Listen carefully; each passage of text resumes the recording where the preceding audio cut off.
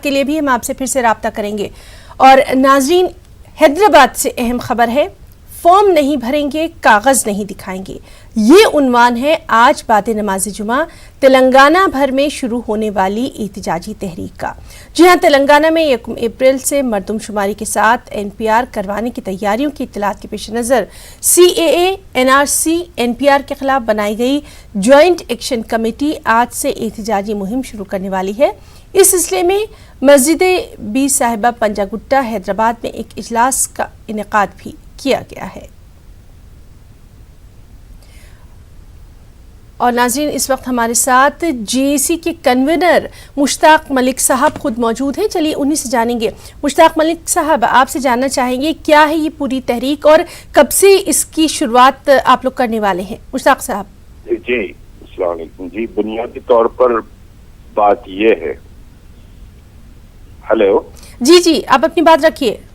जी, बुनियादी तौर पर बात ये है कि NPR के सिलसिले में हम आज ही से तेलंगाना की तमाम मसाजिद में तमाम खतीब हजरात NPR के खतरात और NRC के खतरात और आसाम में जिस तरह NPR और उसका NRC हुआ वो समझिए आज के बाद से ही ये मोमेंट शुरू होगा। और उसके बाद हर जुमे को इस पर समझिए कि बाहर मसाजिद के एहतजाज भी होगा। तो पॉसिबल है वहां हमने कॉल दी है कि वहां कर ले।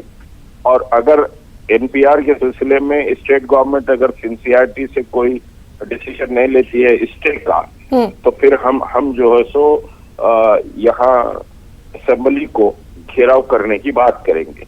कुछ सोर्सेस से कुछ न्यूज़पेपर्स में डिफरेंट न्यूज आ रही है जी कि सेंसस अभी चीफ मिनिस्टर के सोर्स से एक न्यूज आई है आज के खुद न्यूज़पेपर में और सोशल मीडिया पर भी बहुत जबरदस्त चल रहे हैं।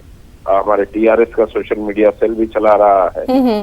तो ये बात कही जा रही है सेंसस तो फर्स्ट से और